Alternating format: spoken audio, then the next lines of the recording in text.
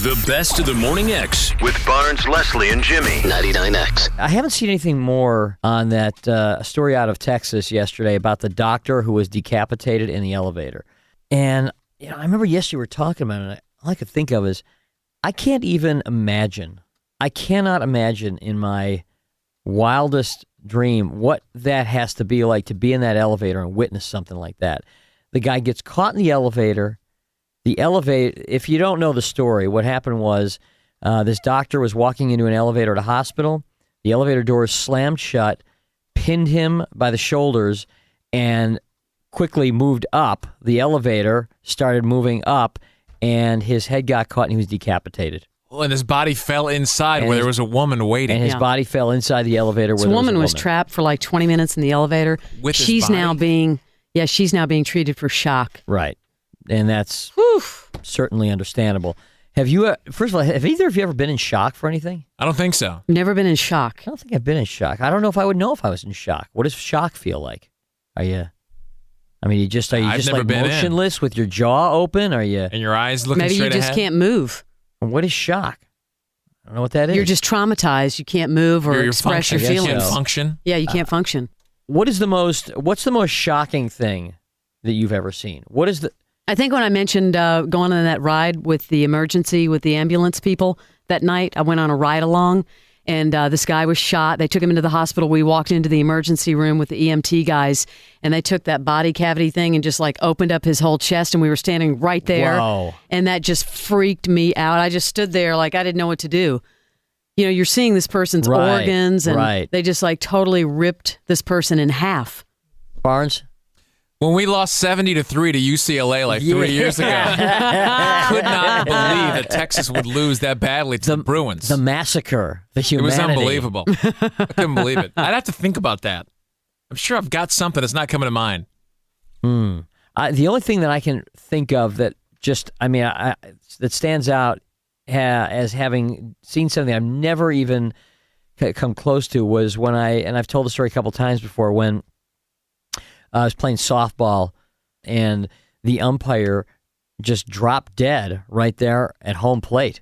He just had a massive heart attack right there in the middle of the game, dropped dead right in the batter's box. Ooh.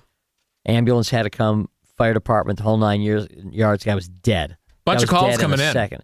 Big list of people. Chelsea. I was 17 years old at the corner of Jimmy Carter and Rockbridge, waiting to turn left, and the light turned red. At the corner of my eye, I see this guy hesitate to cross the street. Look over to my right, just to see a car fly through the red light, hit this guy. He flies straight up in the air, shoes go straight off, head over heels, just like if you throw a doll, landed all crumpled up on the ground. And it was a hit and run. Like, the guy sped off. They shut down the intersection. Something kicked in. I had to pull over, throw up, call 911, and I will always remember that. That's something you don't want to witness. No. That's awful. So were you in shock, I guess? You just sit there? Oh, yeah. Somebody had to come pick me up. Did the guy die? You know what? I have no idea. I couldn't bring myself to, because I didn't know anything. There were about 3 people who witnessed it, and all I could tell you was what color the car was. I've seen shots like that. I've seen videotape of that, of guys like on NASCAR tracks, guys in the pit who have been at the wrong place at the wrong time. The car comes in too fast. It's so surreal. Like, it's just like a doll flying through the air. Yeah. Thank you, Chelsea. Thanks. See you later. Hey, John. Yes. What's the most shocking thing you've ever seen? Well, I won't speak, too in depth. It's has to do with the military. But everybody's seen the Vietnam movies where they strap kids with explosives and send them over. Mm-hmm. Yes. Because the U.S. has a heart for kids. Right. Well, where this took place, a kid was coming towards us, and I'd say he's probably 6, 7, maybe. Somebody with the binoculars noticed he had something on him, and the order was given. And a few minutes later, well, not minutes, a couple of seconds, it just seemed like minutes, a round was pulled off, and the kid's head exploded. Oh, my God. Right in front of you? From how far away? Maybe 15 meters, maybe. So what was your position? What was the position of all this? What was going on? Little conflict in Bosnia. But I mean, so you were like behind a wall, behind a tank. You were in a. we were lined up behind a wall, securing a position. I see. Okay. And you were in the middle of a battle at the time? No, it wasn't a time. It was more or less keeping secure of a position and trying to keep things under control. And we knew where, quote unquote, the enemy was. Yeah. And they send them, so the little kid just comes across. How many times does that scene replay in your mind? More than I'd care to have. Mm-hmm. What kind of round was it? It was an M16. And so that just really 223. that just disintegrates it, right? I mean, that just vaporizes it. Whoa. Well, I mean, a target that small, Right. a child's head is, only, you could shoot a 38. I mean, I guess y'all probably know the caliber of a 38. It's small, or even a 22. Right. And it'll make a small hole, but a 223, I mean, if y'all seen an M16 round, it's a 223 caliber. Right. I mean, is there The even a Big head? Daddy, Is there yeah. even a head left after that, or is it just? No. No, I wouldn't think so. Oof. That's oh boy. That's up there. Wha- Thanks for the call, John. Yeah, thanks a lot. The visuals Yeah. on that are tough. Wow. Corey, Yeah, most shocking thing ever you've seen. That's going to be tough to top right there. I'm telling you right now. 72-year-old autoerotic death. The guy we found him 4 days after he died. He had no air conditioning and the house was closed up, sealed up tight in the middle of the summer. And you found him? Yeah. What was your job? I worked for a law enforcement agency. What led you there?